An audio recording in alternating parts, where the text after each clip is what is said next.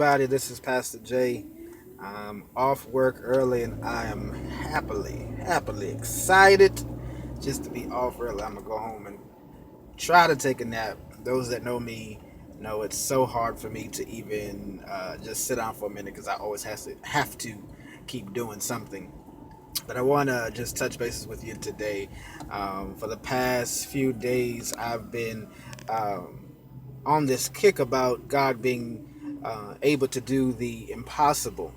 It's something that God has been dealing with me about, how we get so stuck in the process of this impossible thing, but the fact that we can't just rely on what we see in the now, the physical eye, the flesh eye, because we're in some sort of lack, does not mean that God will not answer our prayers.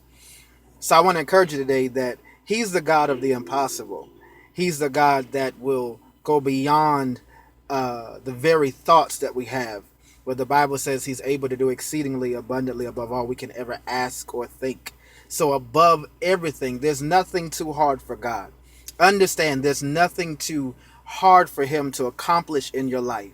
So whatever it is that God needs of you, give yourself wholeheartedly to Him, to trust Him completely. Don't doubt Him in the midst of it. Don't see like if a bill comes in the mail and your money just seems low and it's like, God, I need this and God need that. And you never know what God will do to move on your behalf. You never know how God will answer that very need that you have. But if you just focus your mind, keep your mind focused on the fact that He's the God of the impossible. He goes beyond the very thoughts that we have, beyond the very thinking of man. So I want to just prick your heart a little bit so that you can just understand. Let His heart beat in your heart. Let His mind consume your mind to where you can feel Him, that even though it may seem like it's lacking right now, but because of who He is, you're going to trust Him wholeheartedly, and you see Him more than you see the situation. You see Him more